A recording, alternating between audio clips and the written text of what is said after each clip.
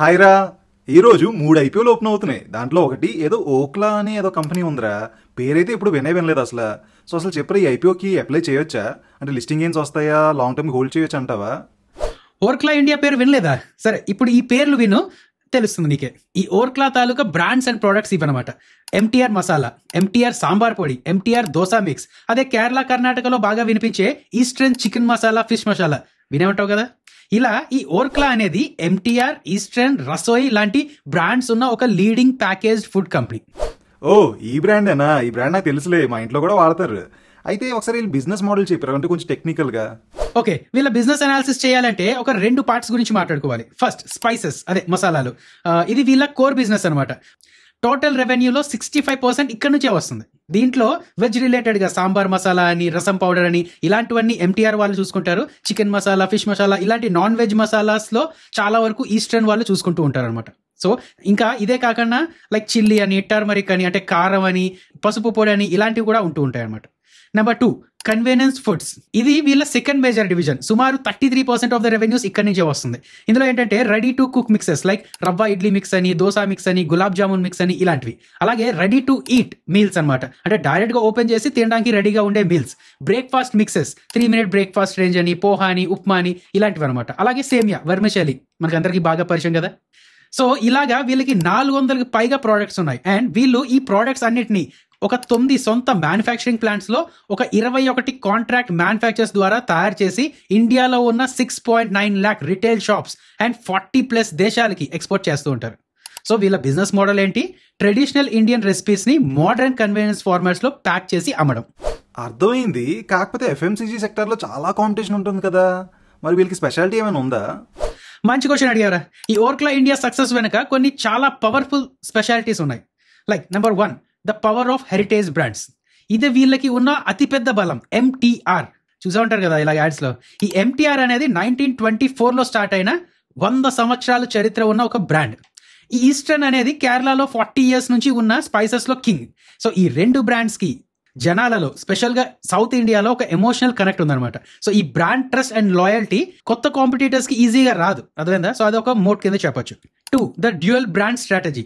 MTR అని, eastern అని ఈ 2 బ్రాండ్స్ తో వీళ్ళు చాలా చాలా క్లెవర్ గా మార్కెట్ ని క్యాప్చర్ చేసుకున్నారు. ఎంటీఆర్ అనేది authentic vegetarian and convenience food కోసం ఉంటే, ఈస్టర్న్ అనేది స్పైసెస్, స్పెషల్ గా నాన్ వెజ్ మసాలాస్ లో చాలా స్ట్రాంగ్.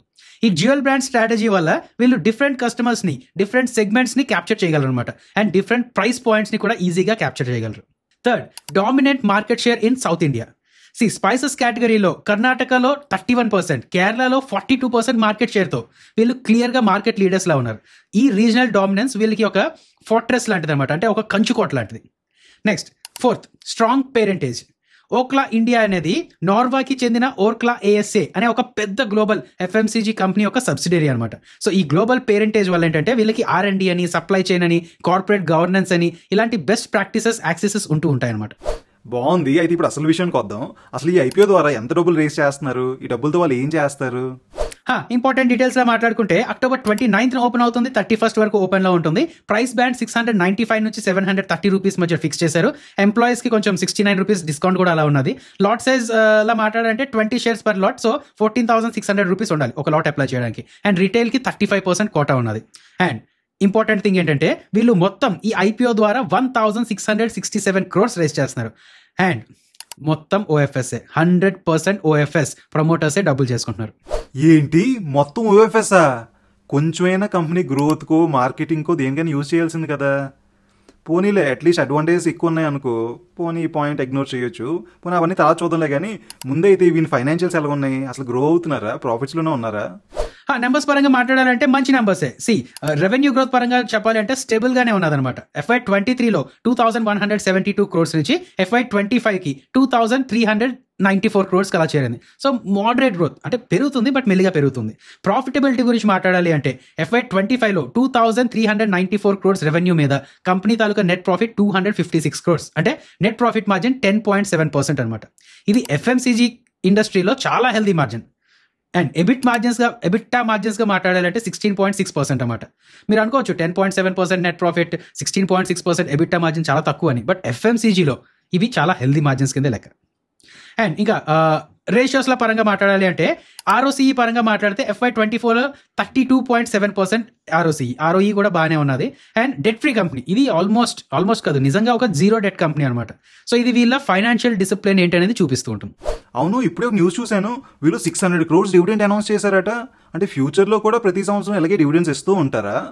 అండ్ ఇంకో డౌట్ ఏంటంటే, వేదాంత కంపెనీ వాళ్ళ పేరెంట్ కంపెనీకి డబ్బులు ఇవ్వడానికి ఇలాగే డివిడెండ్ ఏదో అనౌన్స్ చేశారట కదా. సో వీళ్ళు కూడా సేమ్ వాళ్ళలాగే చేశారంటావా? ఇది ఒక రెడ్ ఫ్లాగా? కరెక్టేరా, ఇదే చెప్దాం అనుకున్నాను. అండ్ ఫ్రెండ్స్, మీరు కూడా కొంచెం జాగ్రత్తగా వినండి.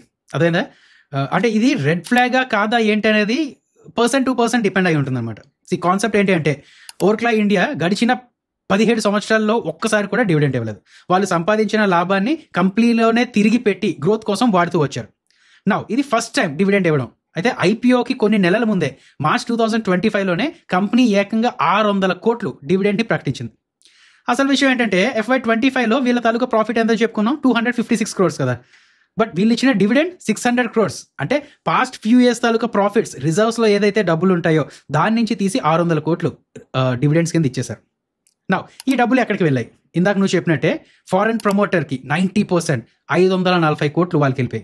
And Indian promoters Meeran brothers అని చెప్పి ఈ ఐపీఓలో వాళ్ళు కూడా 90 crores ఎంతో రేస్ చేసుకుంటున్నారు డబ్బులు, వాళ్ళకి 60 crores వెళ్ళాయి అనమాట. ఎందుకంటే వాళ్ళ దగ్గర 10% వాటా ఉంది కాబట్టి. నా అందరూ అదే అడిగారు, సార్ మీరు ఐపీఓలోకి వస్తున్నారు, కరెక్ట్గా ఐపీఓకి రాకముందు ఎందుకు మీరు డివిడెండ్ ప్రకటించుకున్నారు, ఎందుకు మీరు డబ్బులు తీసేసుకున్నారు అని చెప్పి. దానికి మేనేజ్మెంట్ ఇచ్చిన వివరణ ఏంటంటే, ఈ డివిడెండ్ అనేది చాలా సెన్సిటివ్ టాపిక్ అని, అండ్ ఎంఎన్సీ కంపెనీలు డివిడెండ్ల రూపంలో డబ్బుల్ని దేశానికి బయటకు పంపించేస్తారు, అది ఇది అనుకుంటూ ఉంటారు. బట్ ఏంటంటే, మేము ఐపీఓలోకి వస్తున్నాం and next coming 12 to 18 months వరకు మాకు డబ్బులు వాడడానికి పెద్ద క్యాపిటల్ ప్లాన్స్ ఏమీ లేవు. అండ్ అంటే ఆ డబ్బుల్ని కంపెనీలో ఉంచే బదులు ప్రమోటర్స్కి డివిడెండ్ రూపంలో ఇచ్చేసాము అని చెప్పి అంటున్నారు అనమాట. ఏదో చెప్పుకుంటూ వచ్చారు.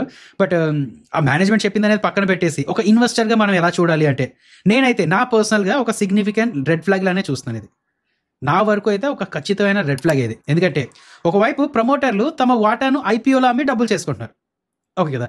మరోవైపు ఐపీఓకి కొన్ని నెలల ముందే కంపెనీలో ఇన్ని సంవత్సరాలుగా దాచుకున్న డబ్బుల్ని పెద్ద మొత్తంలో 600 కోట్లు డివిడెండ్ రూపంలో ముందే తీసేసుకుంటున్నారు.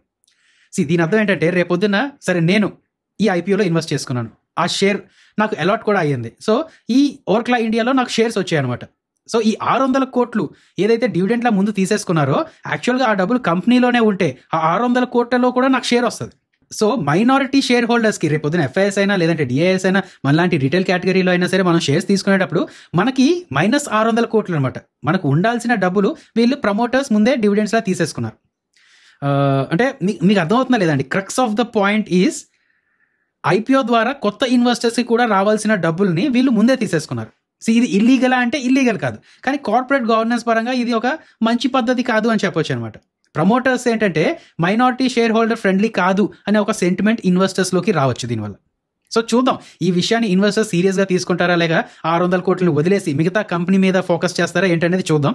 నేను కూడా అనాలిసిస్ చేసుకుంటూ ఉంటాను అండ్ జనాల తాలూకా ఆ సెంటిమెంట్స్ అవన్నీ గ్రాస్ చేసుకుంటూ మన టెలిగ్రామ్ ఛానల్లో 3rd డే నాడు, అంటే 30th అనుకుంటా కదా, 3rd డే నాడు ఎలా ఉన్నాయి సెంటిమెంట్స్ ఏమున్నాయి ఏంటి అనేది మన టెలిగ్రామ్ ఛానల్లో పోస్ట్ చేస్తాను, అది కూడా చూసుకుంటూ ఉండండి. చిన్న విషయమే కానీ పెద్ద అన్సర్టనిటీయే. అయితే ఫ్రెండ్స్, మీ ఒపీనియన్ ఏంటో కింద కామెంట్ సెక్షన్లో మాకు చెప్పేయండి. అలాగే మీరు ఇంకా సబ్స్క్రైబ్ చేసుకోతే ఫాస్ట్గా సబ్స్క్రైబ్ చేసుకోండి. అలాగే లైక్ షేర్ కూడా చేసేయండి, మీకోసం ఎంత కష్టపడి వీడియో చేసాము. అయితే టాపిక్ వస్తే స్వాట్ అనాలిసిస్ చేసి చెప్పారా? ఒకసారి ఇండస్ట్రీ పరంగా, ఆపర్చునిటీస్ పరంగా మాట్లాడితే, ఇండియాలో ప్యాకేజ్డ్ ఫుడ్స్ ఇండస్ట్రీకి చాలా బయట ఫ్యూచర్ ఉన్నది. ఎందుకంటే ఒకటి, urbanisation and busy lifestyles. జనాలు సిటీస్కి షిఫ్ట్ అవ్వడం అండ్ హస్బెండ్ వైఫ్ ఇద్దరు పని చేయడం వల్ల ఏంటంటే వంట చేయడానికి టైం తగ్గిపోతుంది. సో దానివల్ల రెడీ టు కుక్ మిక్సెస్ అని, రెడీ టు ఈట్ మీల్స్ అని వీటికి డిమాండ్ బాగా పెరుగుతుంది. Second, shift to branded products. జనాలు ఇప్పుడు కొంచెం హెల్త్ అండ్ హైజీన్ గురించి ఎక్కువగా ఆలోచిస్తున్నారు అనమాట. సో లూజ్గా అమ్మే మసాలాలని, స్పైసెస్ అని వీటికన్నా ఎంటీఆర్ లాంటి బ్రాండెడ్ అండ్ ప్యాకేజ్ ప్రోడక్ట్స్ని ఎక్కువ నమ్ముతున్నారు. Third, huge export potential. ప్రపంచంలో ఉన్న కోట్లాది ఇండియన్స్కి ఇండియన్ ఫుడ్ అండ్ ఫ్లేవర్స్ కోసం డిమాండ్ ఎప్పుడూ ఉంటుందన్నమాట. సో ఇక్కడ నుంచి బయటికి ఎక్స్పోర్ట్ పొటెన్షియల్ పెరుగుతూనే ఉన్నది, అదే కదా. సో ఇన్ని ఆపర్చునిటీస్ ఉన్న ఇండస్ట్రీలో వీళ్ళకి, ఈ ఓర్క్లాకి స్ట్రెంగ్స్ ఏమున్నాయి అంటే అనేది చూస్తే, స్ట్రెంగ్త్ నెంబర్ 1 ఇందాక చెప్పుకున్నట్టు ఆ brand recognition. Strength number 2 strong distribution. వీళ్ళకి 6.9 lakhs తాలూకా రిటైల్ నెట్వర్క్, ఆ స్ట్రెంగ్త్ ఉన్నదనమాట. ఇండియాలో ఏ మూలకు వెళ్ళినా సరే కొత్త కస్టమర్స్ని రీచ్ అవ్వడానికి వీళ్ళ దగ్గర ఆ స్ట్రెంగ్త్ ఉన్నది. Strength number 3 innovation pipeline. 3-minute breakfast అని ఇలాంటి ఇన్నోవేటివ్ ప్రోడక్ట్స్ వీళ్ళ తాలూకా స్ట్రెంగ్త్ అనమాట, అదేనా లేదా. అలాగే థ్రెట్స్ అండ్ వీక్నెసెస్ లో మాట్లాడితే ఇందాక మాట్లాడుకున్న ఆ డివిడెండ్ అనేది ఒక పెద్ద థ్రెట్టా లేదా ఏంటనేది అసెట్ కమ్యూనిటీ తాలూకా ఫీలింగ్స్ అవన్నీ చూస్తూ ఉండాలండి. మీకు అది థ్రెట్ అనిపించవచ్చు, అదే నాకు థ్రెట్ అనిపిస్తుంది, మీకు థ్రెట్ అనిపించకపోవచ్చు. 600 కోట్లు పక్కన పెట్టేసి కంపెనీ కోసం ఆలోచించేద్దాం అనుకోవచ్చు. సో అది ఇట్ డిపెండ్స్. బట్ అది పక్కన పెడితే ఇంకా అదే red flag number 1, red flag అని చెప్పలేము. నెగిటివ్ సెంటిమెంట్స్ నెంబర్ 1 లో మాట్లాడాలంటే 100% OFS. ఇంకా రీజనల్ కాన్సన్ట్రేషన్ అదొకటి ఉన్నదనమాట. ఈ కంపెనీ తాలూకా రెవెన్యూస్ పెద్ద భాగం సౌత్ ఇండియా నుంచి, స్పెషల్గా కర్ణాటక, కేరళ నుంచి ఎక్కువ వస్తుంది. నార్త్ అని, వెస్ట్ ఇండియా అని వీళ్ళు చాలా తక్కువగా ఉన్నారనమాట. థ్రెట్ నెంబర్ 2లో మాట్లాడాలంటే ఇంటెన్స్ కాంపిటీషన్. ఐటీసీ అని, టాటా కన్స్యూమర్ ప్రొడక్ట్స్ అని, HUL అని, ఇలాంటి పెద్ద పెద్ద ప్లేయర్స్ నుంచి అండ్ లోకల్ ప్లేయర్స్ నుంచి కూడా గట్టి పోటీ ఉంటుందన్నమాట. అండ్ థ్రెట్ నెంబర్ 3లో మాట్లాడాలి అంటే raw material price volatility. Spices and మిగతా అగ్రి కమోడిటీస్ యొక్క ప్రైసెస్ ఎప్పుడు పెరుగుతూ పడుతూ ఉంటుంది. సో ఆ ప్రైసెస్ ఒకవేళ పెరిగితే డైరెక్ట్గా ఈ కంపెనీ తాలూకా మార్జిన్స్ ఎఫెక్ట్ అవుతూ ఉంటాయి అనమాట. ఫైనల్గా వాల్యుయేషన్స్ పరిస్థితి ఏంటి అసలు? ఎక్కువ వాల్యుయేషన్స్ వస్తున్నారా, తక్కువ వాల్యుయేషన్స్ వస్తున్నారా? కాంపిటీషన్తో కంపేర్ చేసుకుంటే వాల్యుయేషన్స్ ఎలా ఉన్నాయి అసలు? ఒకసారి ఈ టేబుల్ చూడు. ఈ సెక్టర్లో ఉన్న ఒక పెద్ద ప్లేయర్ టాటా కన్స్యూమర్ ప్రొడక్ట్స్తో పోలిస్తే ఓర్క్లా ఇండియా తాలూకా PE 39తో వస్తుంది. టాటా కన్స్యూమర్ 86లో ట్రేడ్ అవుతుంది. సో వాల్యుయేషన్ కంఫర్ట్ ఉందా లేదా? ROCE ఇలా చూస్తే వీళ్ళు 32%. టాటా కన్స్యూమర్స్ది 9.1%. అదేందా? ఎబిటా మార్జిన్ టాటా కన్స్యూమర్ది 13.5% అయితే వీళ్ళది 16.6%. సో నేను అంటుంది ఏంటంటే ఒక large player Tata consumer, no doubt ఒక లార్జ్ ప్లేయర్, దానికి ప్రీమియం వాల్యుయేషన్ ఉన్నదనమాట. వీళ్ళు ఒక స్మాల్ ప్లేయర్ అయినప్పటికీ ప్రాఫిటబిలిటీ ఎక్కువ ఉన్న ఒక ప్లేయర్కి ఒక ఫేర్ ప్రైస్లో వస్తున్నట్టే. సో డైరెక్ట్గా చెప్పాలి అంటే వాల్యుయేషన్ కంఫర్ట్ ఉన్నదనే చెప్పుకోవచ్చు. సో ఇది ఒక పాజిటివ్ పాయింట్. ప్రస్తుతానికైతే గ్రే మార్కెట్ ప్రీమియమ్స్ ఇలా ఉన్నాయి. కాకపోతే నీ దృష్టిలో ఈ కంపెనీ కొన్ని ప్రోస్ ఏంటి, కాన్స్ ఏంటి, లాంగ్ టర్మ్గా, షార్ట్ టర్మ్గా అసలు నీ ఒపీనియన్ ఏంటో చెప్పారా? ఫ్రెండ్స్, స్టార్టింగ్ డిస్క్లైమర్ చూసారు కదా, ఏది డైరెక్ట్ ఫైనాన్షియల్ అడ్వైస్ కాదు. మీరు అప్లై చేయండి అనో చేయొద్దనో చెప్పడం నా ఉద్దేశం కాదు. నేను just information and education purpose గానే ఈ కంటెంట్ అనేది ఇస్తున్నాను. మీరు కూడా ఎడ్యుకేషనల్ కంటెంట్ గా తీసుకొని మీ ఓన్ అనాలిసిస్ యాడ్ చేసుకోండి, లేదంటే సెబీ రిజిస్టర్డ్ అనలిస్ట్ అయినా కలుస్తూ ఉండండి. సరే, దీని తాలూకా ప్రోస్ గా మాట్లాడుకోవాలంటే ఐకానిక్ బ్రాండ్స్, డీప్ ట్రస్ట్ ఉంది, highly profitability, debt free company, excellent return ratios and most important valuation attractive గా ఉన్నది. కాన్స్ లో మాట్లాడాలంటే 100% OFS అండ్ ఆ డిస్ట్రిబ్యూషన్, ఆ డివిడెండ్ ఏదైతే ఉన్నదో అది కొంచెం ప్రాబ్లం అనమాట. నన్ను అడిగితే లాంగ్ టర్మ్ ఇన్వెస్టర్స్ గా మాట్లాడితే వీళ్ళు డబ్బులు తీసేసుకున్నారు, డివిడెండ్ లా తీసేసుకున్నారు అనేది ఆ యాంగిల్ పక్కన పెడితే కంపెనీ పరంగా, వాల్యుయేషన్స్ పరంగా లాంగ్ టర్మ్ కి ఒకేష్ కంపెనీ లాగే అనిపిస్తుంది నాకైతే. FMCG అనేది అండ్ వీళ్ళ తాలూకా ఆ ఇండస్ట్రీ కూడా ఎంత పెద్ద సైజ్ పెరగచ్చు అనేది మనం మాట్లాడుకున్నాం కదా.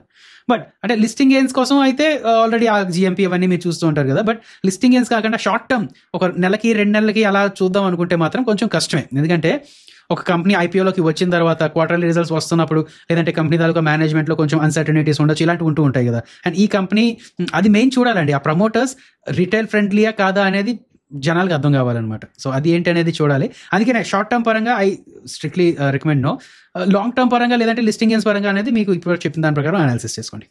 ఫ్రెండ్స్, రాబోయే రోజుల్లో చాలా పెద్ద పెద్ద IPOs రాబోతున్నాయి. ఆ వీడియోస్ అన్ని మేము తప్పకుండా చేస్తాం. అవి మిస్ అవ్వకూడదు అనుకుంటే సబ్స్క్రైబ్ చేసుకుని బెల్ నోటిఫికేషన్ ఆన్ చేసుకోండి.